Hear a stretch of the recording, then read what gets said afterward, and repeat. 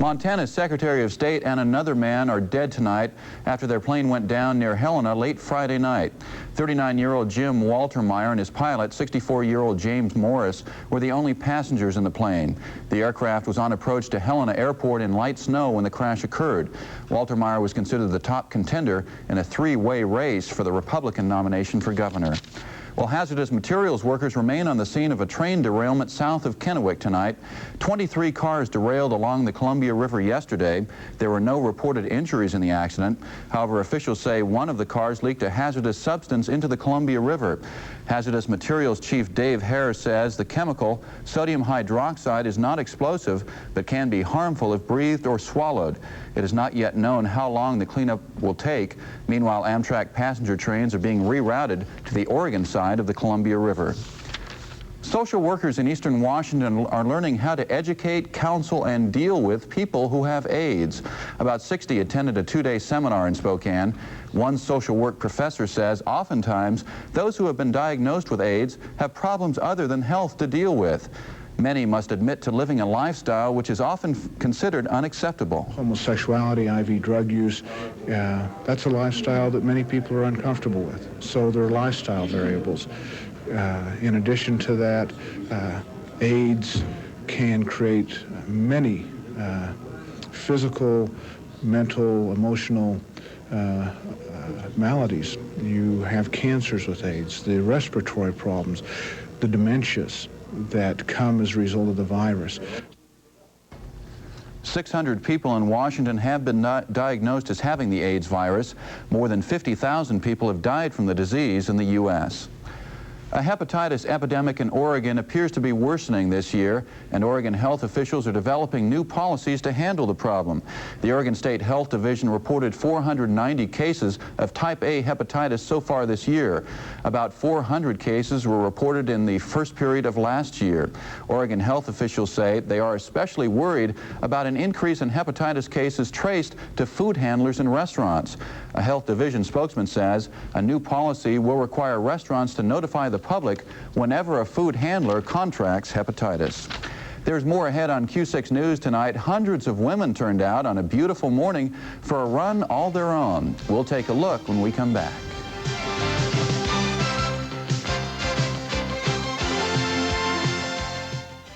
Come on in, join the fun. Silver Eagle Records presents the internationally renowned Al Cherny.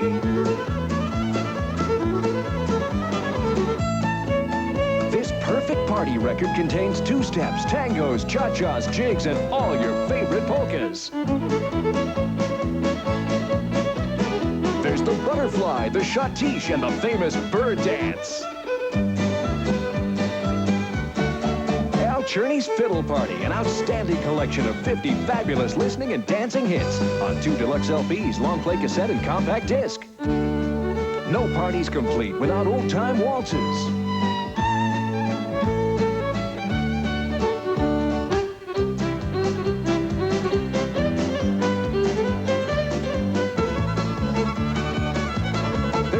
Of dancing fun for everyone, so grab a partner and get in the mood.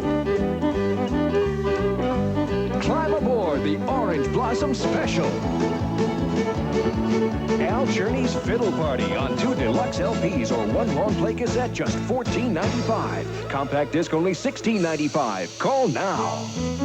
Call 1-800-342-3400. In Canada, call 1-800-345-9900. Or save COD charges and send just $14.95 for albums or cassette, or $16.95 for compact disc, plus $3 shipping and handling to the address on your screen.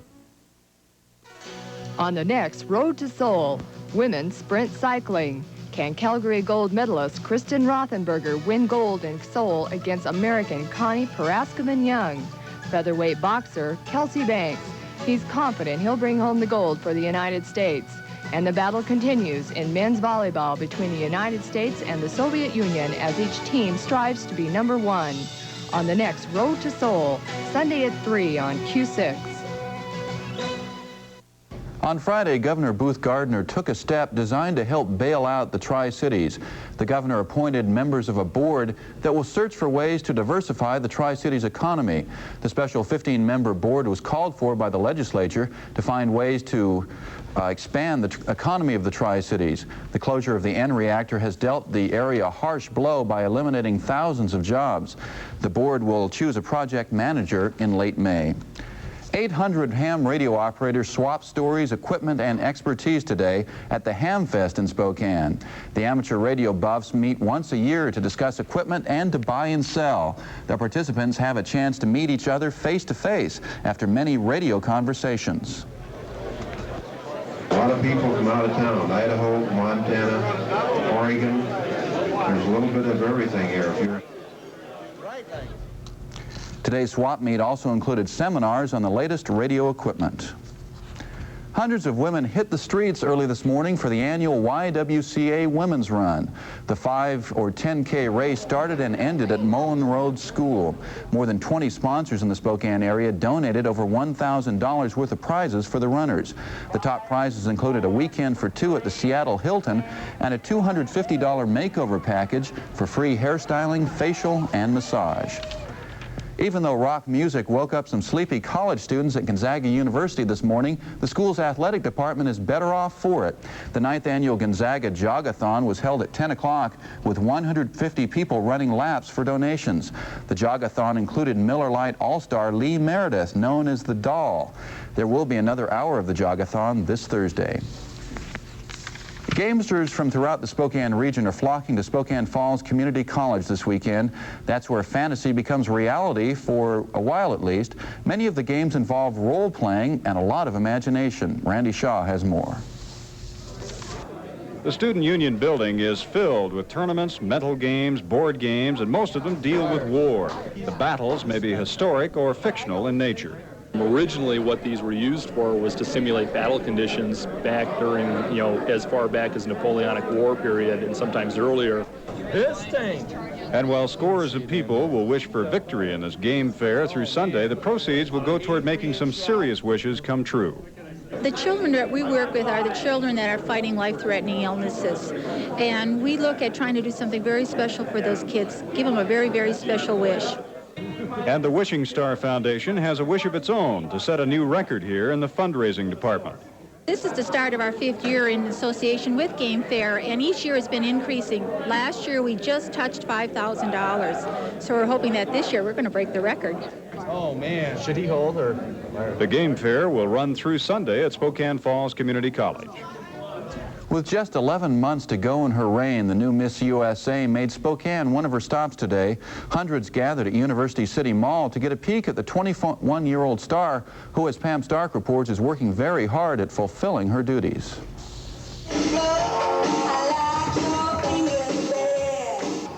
It was only in March that Courtney Gibbs walked down the runway with the Miss USA crown, good for a year. Unless, of course, she wins Miss Universe in Taiwan later this month. But for now, Gibbs is content being Miss Texas and Miss USA and touting JCPenney and Procter & Gamble products, her main sponsors. She travels 95% of the time, doing things like narrating fashion shows and meeting lots of people. That leaves 1 to 2 days a month to recoup. So far, though, she says her tired moments have been nil. Haven't had them yet, and I was doing the same schedule for 7 months as Miss Texas, so maybe by the 12th month of Miss USA I might, but I haven't had them yet. The 21-year-old is out of college for the duration of her reign. She is studying theater and broadcasting and might become a feature reporter. Gibbs calls this routine the education of a lifetime. As for any pageant critics... And your feelings about anybody poo-pooing a pageant? Poo-pooing a pageant, I think they should know that we are businesswomen and spokeswomen, and we are very serious and dedicated to our job. Businesswoman or not, Miss USA has a lot of fans. She is the 4th Miss Texas to be crowned with the USA title. A tradition, she says, comes from hard work. And what is it about Texas that produces so many winners? Confidence. Confidence and experience.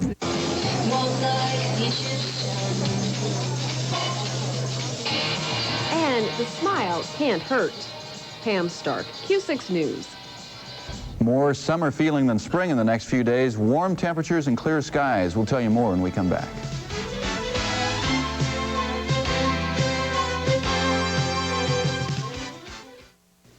good time in the great outdoors, you just can't beat the fun you have in a boat. And when you're ready to choose just the right craft, visit the showroom that has it all, Tobler Marina.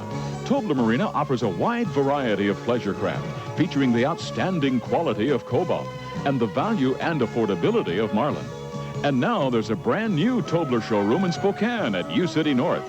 Come see our exceptional values. Visit Tobler Marina in Spokane or Hayden Lake. You'll be glad you did. Come on into Coast to Coast. People are very surprised to find prices at Coast to Coast lower on some items than at the local discount stores.